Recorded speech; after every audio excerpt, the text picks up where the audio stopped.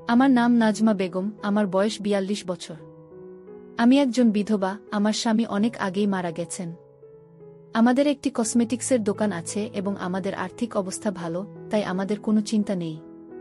আমি আমার শাশুড়ি এবং ছেলের সাথে বড় একটি ফ্ল্যাটে থাকি। আমাদের বিল্ডিংটি গলির শেষ কোণে, তাই এখানে তেমন ভিড় হয় না। বিল্ডিংয়ের পাশেই আমাদের ক্ষেত আছে। আমার ছেলের নাম রাকিব, তার বয়স ২০ বছর। সে আমার মতোই লম্বা এবং রোগা, তার উচ্চতা ৫ ফুট ৮ ইঞ্চি। সে কলেজে পড়ে এবং হোস্টেলে থাকে। তার কলেজ বেশি দূরে নয়, প্রায় ১ ঘন্টার দূরত্বে, কিন্তু সেখানকার নিয়ম হল ছাত্রদের হোস্টেলে থাকতে হয়। তাদের মাসে শুধুমাত্র একবার শনি ও রবিবার বাড়িতে আসার অনুমতি মেলে। এবার আমি আমার নিজের কথা বলি। যেমনটা আমি বললাম, আমার বয়স ৪২ বছর। আমি পাতলা পাতলি এবং আমার উচ্চতা ৫ ফুট ৬ ইঞ্চি। অনেকেই বলেন যে আমাকে এখনও আকর্ষণীয় লাগে। আমি বেশিরভাগ সময় টপ, শার্ট, ঘাগরা বা নাইটি পরি, আর বিশেষ অনুষ্ঠানেই শুধু শাড়ি পরি।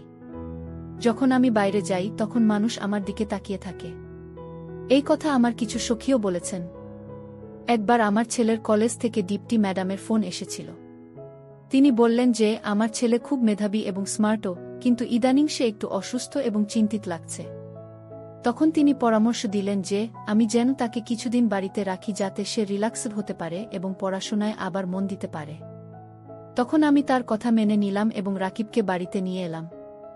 আমরা দুজনই শিক্ষিত, তাই মাঝে মাঝে ইংরেজিতেও কথা বলি। রাকিব আসার পর কিছু দিন এভাবেই কেটে গেল। কারণ সকালে আমি আমার কসমেটিক্সের দোকানে চলে যেতাম আর রাকিব কখনো কখনো মাঠে বন্ধুদের সাথে দেখা করতে যেত। আমি জানতাম যে সে সেখানে গিয়ে সিগারেট খায়, কিন্তু আমি তাকে কিছু বলিনি। এক শনিবারের কথা। আমাকে সন্ধ্যায় মহিলাদের একটি অনুষ্ঠানে যেতে হয়েছিল এবং আমার শাশুড়িও সৎসঙ্গের জন্য বাইরে গিয়েছিলেন, তাই আমি বাড়িতে একা ছিলাম। প্রায় সন্ধ্যা ৫টা বা ৬টা বাজছিল, তখন আমাকে কাপড় বদলাতে হতো, কিন্তু আমার লাল সিল্কের শাড়িটা খুঁজে পাচ্ছিলাম না। তখন আমি সেটা খুঁজতে খুঁজতে আমার ছেলের ঘরে চলে গেলাম। তখনই রাকিব হঠাৎ বলল, মা, আমি বন্ধুদের সাথে বাইরে যাচ্ছি, আর তারপর সে তাড়াতাড়ি বেরিয়ে গেল। তখন আমিও তাকে হ্যাঁ বললাম। তারপর আমি আমার কাপড় খুঁজতে লাগলাম। তখনই হঠাৎ আমার নজর পড়ল যে আমার সেই লাল সিল্কের শাড়িটা রাকিবের বিছানার নিচে পড়ে আছে। তখন আমি ভাবলাম, আমার কাপড় এখানে কিভাবে এলো? তখন একটু দেরি হয়ে গিয়েছিল এবং আমাকে একটি অনুষ্ঠানে যেতে হতো, তাই আমি তাড়াতাড়ি আমার শাড়িটা উঠিয়ে পরতে লাগলাম। কিন্তু পরতেই আমার কিছু আঠালো মনে হলো। তখন আমি তাড়াতাড়ি শাড়িটা খুলে ফেললাম। তারপর দেখলাম যে তাতে কিছু ঘন দাগ লেগে আছে। এটা কি? আমি ভাবলাম। তখনই আমার বুঝতে বাকি রইল না যে এটা আমার ছেলেরই কাজ। আরে, আমার ছেলে এমন কেন করল? হ্যাঁ, কিন্তু সে সময় আমার বেশি ভাবার সময় ছিল না, তাই আমি সেই শাড়িটা পরে চলে গেলাম। কিছুক্ষণ পরেই আমারও কেমন যেন অদ্ভুত ভালো লাগতে শুরু করল। পরের দিনও একই ঘটনা ঘটল। সকালে যখন আমি দোকানে যাওয়ার প্রস্তুতি নিচ্ছিলাম, তখনই ছেলে বাথরুম থেকে তাড়াহুড়ো করে বেরিয়ে এসে বলল, মা, আমি বাইরে যাচ্ছি। আমিও হ্যাঁ সূচক মাথা নাড়ালাম এবং সে চলে গেল। আমি তখন কাপড় বদলাচ্ছিলাম, তখনই আমার চোখ পড়ল বাথরুমে পড়ে থাকা একটি কাপড়ের উপর। সেটি দেখেই আমি হাসলাম, কারণ এখন আমারও এইসব ভালো লাগতে শুরু করেছিল। এরপর শুক্রবার আমাকে মহিলা গ্রুপের অনুষ্ঠানে যেতে হয়েছিল। সন্ধ্যার সময় ছিল, শাশুড়িমা সৎসঙ্গে গিয়েছিলেন এবং আমার ছেলে তার ঘরে ছিল। কিছুক্ষণ পর সে তাড়াহুড়ো করে বাইরে এসে বলল, মা, আমি যাচ্ছি। তখন আমি তাকে যেতে দিলাম।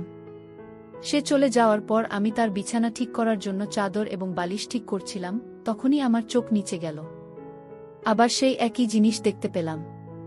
এখন এই সব আমার ভালো লাগতে শুরু করেছিল। এখন আমি বুঝতে পারছিলাম যে আমার ছেলে কেন একটু অস্থির থাকে। তারপর আমি ভাবতে লাগলাম, হয়তো তার কাছে এই সব মজার মনে হয়। হ্যাঁ, এখন সে বড় হচ্ছে, কিন্তু সে আমার জিনিস কেন ব্যবহার করে? এই সব চিন্তা আমার মাথায় ঘুরতে লাগল। তারপর আমি ভাবলাম যে আমিও ইচ্ছে করে আমার পছন্দের কাপড় এবং জিনিসপত্র ছেলের ঘরে বা আশেপাশে রাখতে শুরু করব। কিছুদিন পর শনিবার দুপুরে আমি ভাবলাম যে আজ আমি তাড়াতাড়ি বাড়ি চলে যাব, কারণ সন্ধ্যায় শাশুড়িমা সৎসঙ্গে যাবেন। তখন আমি আমার দোকানে কাজ করা মেয়েদের বলে দিলাম যে আজ আমি তাড়াতাড়ি যাচ্ছি এবং সন্ধ্যায় আসব না, তাই তারা দোকানের খেয়াল রাখবে। সন্ধ্যায় আমি একটি নতুন পদ্ধতি চেষ্টা করার কথা ভাবলাম। আমি চুপচাপ ছেলের ঘরে গেলাম, কাপড় বদলাতে লাগলাম এবং কিছু কাপড় সেখানেই ফেলে রাখলাম, এটা দেখার জন্য যে সে কি করে। তারপর আমি আমার কাজে লেগে পড়লাম। দুপুরে যখন আমি দেখলাম, তখন আমার ছেলে তার ল্যাপটপে কিছুর জন্য অপেক্ষা করছিল এবং তার কাজ করছিল। তখন আমার একটু অদ্ভুত লাগলো, কিন্তু সে কি করতে পারত? সে তো এখনো যুবক। এই ভেবে আমি আমার কাজে লেগে পড়লাম। এখন সন্ধ্যা 7টা বেজেছিল। আমার শাশুড়ি মা সৎসঙ্গের জন্য গিয়েছিলেন। এখন বাড়িতে শুধু আমি আর আমার ছেলেই ছিলাম। এই সুযোগের সদ্ব্যবহার করে আমি ভাবলাম যে আজ কিছু আলাদা করব। তখন আমি উপরে শার্ট পরলাম এবং নিচে টাইট শাড়ি। তারপর একবার আয়নায় নিজেকে দেখলাম, হালকা লাল রঙের লিপস্টিক লাগালাম এবং কপালে বড় টিপ পরলাম। চুলও খোলা রাখলাম। তখন আমাকে সত্যি খুব ভালো লাগছিল। তখনই আমার ছেলে এলো। এখন সে অবাক হয়ে গিয়েছিল। সে আমাকে মাথা থেকে পা পর্যন্ত দেখল এবং কয়েক মুহূর্ত আমাকে এভাবেই দেখতে থাকল। তখন আমি বললাম, আরে বাবা, এভাবে কি দেখছিস? চা খাবি? তখন ছেলে বলল, না, আমি বাইরেই খেয়ে নেব হোটেলে। কি? তখন আমি বললাম, আরে বাবা, এভাবে চলবে না। আজ তুই আমার সাথে চা খাবি। আর হ্যাঁ, আমি জানি যে তুই সিগারেটও খাস। যদি খেতে হয় তাহলে তোর ঘরেই খেতে পারিস। তারপর আমি বললাম, চল বাবা, চা খাই। হলে চলি। তারপর আমরা দুজনেই হলে গেলাম। তখন আমি তাকে জিজ্ঞাসা করলাম, আরে রাকিব, আজ তোর কি টেনশন? রাকিব বলল, মা, যখন তুমি থাকো তখন আমার কোনো টেনশন থাকে না। এরপর আমি বললাম, আরে আমি তোর মা, আমাকে সব কিছু বলতে পারিস। হতে পারে আমি তোর কিছু সাহায্য করতে পারি। কিন্তু তখন সে কিছু বলল না। শুধু আমরা চুপচাপ দাঁড়িয়ে রইলাম। আমাদের সামনে ক্ষেত ছিল এবং সেখানে একটি ছোট কুঁড়েঘর ছিল। তখনই সেখানে দুটি কুকুর এল। কিছুক্ষণ পর কুকুরটি সেই কুকুরের সাথে খেলতে লাগলো, মানে তুমি বুঝতেই পারছ। রাকিব খুব মনোযোগ দিয়ে সেই কুকুরগুলোকে দেখতে লাগল। তখনই হঠাৎ আমি বললাম, রাকিব, আরে শোন। কিন্তু সে শুনছিল না। তার পুরো মনোযোগ শুধু সেই কুকুরগুলোর দিকে ছিল। তখনই আমি হঠাৎ জোরে বললাম, রাকিব, আরে তুমি আমার কাপড় পরো, তাই না? হঠাৎ রাকিব বলল, হ্যাঁ, এবং এক মুহূর্তের জন্য ঘাবড়ে গিয়ে আমার দিকে তাকালো। এর উপর আমি বললাম, আরে শুধু পরিষ্কার করে বল, আমি সত্যিটা শুনতে চাই। তখন রাকিব একটু লজ্জিত হয়ে মাথা নিচু করে দাঁড়িয়ে রইল এবং বলল, হ্যাঁ মা। তখন আমি বললাম, রাকিব, আমাকে সব কিছু সত্যি সত্যি শুনতে হবে। দ্বিধা না করে বল। যদি করো তাহলে এতে লজ্জার কি আছে? তখন রাকিব কিছুক্ষণ থামল, তারপর মাথা নিচু করে ধীরে ধীরে বলল, হ্যাঁ মা, আমি করি। তারপর আমি বললাম, রাকিব, এভাবে নয়, এখন আমার চোখে চোখ রেখে বল। তারপর রাকিব কিছুক্ষণ চুপ থাকল। তখন আমি বললাম, রাকিব, শুধু একবার পরিষ্কার করে বল, ভয় পাচ্ছিস কেন? তোকে আমার থেকে ভয় পাওয়ার দরকার নেই। রাকিব আবার কিছুক্ষণ চুপ থাকল এবং আমার দিকে তাকিয়ে বলল, হ্যাঁ মা, আমি করি। তারপর আমি বললাম, আচ্ছা চলো, আজ আমি তোকে আসল আনন্দ দেব। তখন রাকিব অবাক হয়ে জিজ্ঞাসা করল, আসল আনন্দ? এর উপর আমি বললাম, হ্যাঁ রাকিব, আজ আমি তোকে আসল আনন্দ দেব। আয় বেডরুমে চল। তখন রাকিব একটু ইতস্তত করতে লাগল, মা, কিন্তু তখনই আমি বললাম, আরে আবার টেনশন নিচ্ছিস নাকি? ঠিক আছে, একটা কাজ কর, আমি তোর জন্য চা আনি। আগে চা খেয়ে নে, তারপর তোর সিগারেট খা এবং তারপর বেডরুমে আয়। আর হ্যাঁ, ব্রাশ করে আসবি। যখন আমি ডাকব তখনই আসবি। তারপর আমি চা বানালাম। তারপর 2টি কাপ চা নিয়ে এলাম। একটি কাপ রাকিবকে দিলাম এবং একটি আমি নিলাম। তখন তার চায়ে আমি বিশেষ ভেজ মিশিয়ে দিলাম। তখন আমি জানতাম যে এই চা খেলেই তার মস্তিষ্ক বদলে যাবে। আমি এটাও জানতাম যে আমার শাশুড়ি মা এখনও আরও 3 ঘন্টা সৎসঙ্গ থেকে ফিরে আসবেন না। আজ আমাদের বিল্ডিংয়ের নিচে সৎসঙ্গ অনুষ্ঠান হচ্ছিল, সাথে ভজনও চলছিল। সেই সময় আমি চা খেতে খেতে ঘরের দরজা এবং জানালা বন্ধ করছিলাম। পর্দাও লাগিয়ে দিয়েছিলাম। শুধু রান্নাঘরের আলো জ্বলছিল, কারণ বাইরে হালকা বৃষ্টি হচ্ছিল এবং একটু অন্ধকারও ছিল। রান্নাঘরের হালকা আলো বেডরুম পর্যন্ত আসছিল। চায়ের পর রাকিব ব্যালকনিতে ধূমপান করছিল। তখন আমি তাকে ডাকলাম, রাকিব বাবা, আয়, আমি তোর অপেক্ষা করছি। সে ভেতরে এল। তখন আমি বিছানার পাশে দেয়ালের সাথে হেলান দিয়ে দাঁড়িয়েছিলাম। রাকিব আমার কাছে এল এবং আমাকে দেখতে লাগল। তারপর আমি তার হাত ধরে তাকে নিজের কাছে টেনে নিলাম। নিচে সৎসঙ্গ এবং ভজনের আওয়াজ প্রতিধ্বনিত হচ্ছিল এবং উপরে আমাদের মধ্যে একটি আলাদা সৎসঙ্গ এবং ভজন চলছিল। কিছুক্ষণ পর আমরা শান্ত হলাম। রাকিব খুব খুশি ছিল।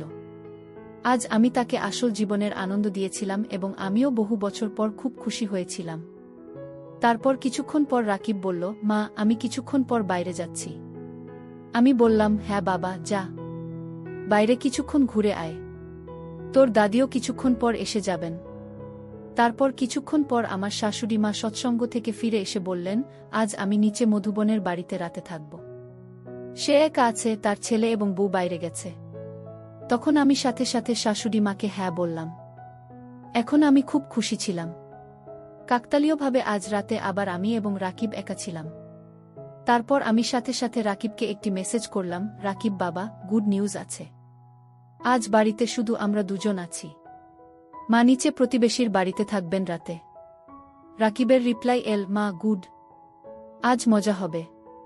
আমি আবার মেসেজ করলাম, হ্যাঁ বাবা, আজ খুব মজা করব। রাকিব রিপ্লাই দিল, মা, একটা রিকোয়েস্ট আছে। এর উপর আমি জিজ্ঞাসা করলাম, বাবা, কি রিকোয়েস্ট?